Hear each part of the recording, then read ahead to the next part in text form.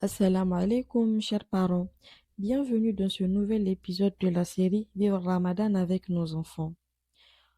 Aujourd'hui, on parle d'un thème très important, le renforcement des liens familiaux. Ramadan, c'est aussi un mois pour se rapprocher de ceux qui nous entourent et particulièrement de notre famille. Et même en dehors de notre famille nucléaire ou éloignée, nous avons les amis proches de la famille qui sont devenus comme la famille. Dans nos vies parfois très occupées, il arrive que les liens avec certains membres de la famille se relâchent.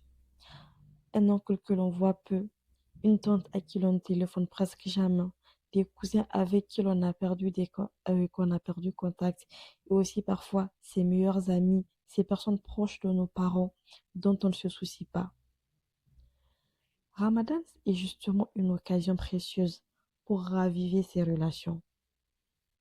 En islam, préserver les liens familiaux, ce que l'on appelle les liens de parenté, est une valeur extrêmement importante. Allah dit dans le Coran, dans le sens du verset, craignez Allah au nom duquel vous demandez les uns aux autres. Vous vous demandez les uns aux autres et respectez les liens de parenté. Surat An-Nisa, premier verset. Cela signifie que la relation avec nos proches n'est pas seulement une question sociale, mais un acte d'adoration. Maintenir ces liens est une manière de se rapprocher d'Allah. Le prophète sallallahu alayhi wa sallam a également insisté sur l'importance de ces relations. Il a dit, celui qui souhaite que sa subsistance soit élargie et que sa vie soit prolongée, qu'il maintienne les liens de parenté, rapporté par Al-Bukhari et Muslim.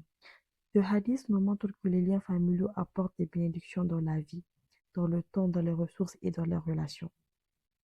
Ramadan est un moment propice pour reconnecter avec sa famille. On peut profiter de ce mois pour appeler un membre de la famille que l'on ne contacte pas souvent, inviter un oncle, une tante ou des cousins pour une rupture collective par exemple, prendre des nouvelles de nos proches, notamment ceux qui sont âgés, pardonner une dispute ou un malentendu, parce que ça arrive très souvent dans les familles. On peut se retrouver dans des situations de troubles, de conflits avec des membres de notre famille, parfois même pour des détails, et juste parce que l'ego va prendre le dessus, donc on va abandonner ces liens qui sont si importants.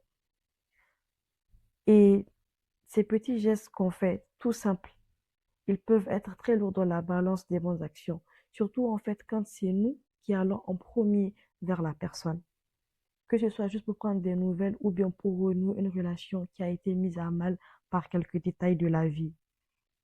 Alors, Ramadan, c'est aussi une occasion d'enseigner à nos enfants l'importance de la famille.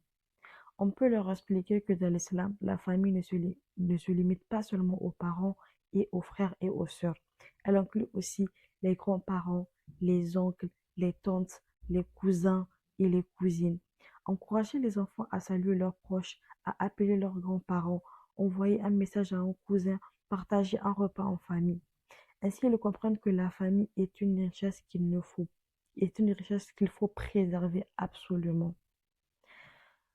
Alors, pour étayer le thème du jour, je vais vous proposer une petite activité que vous pourrez effectuer avec vos enfants. Ça s'intitule la mission des liens familiaux.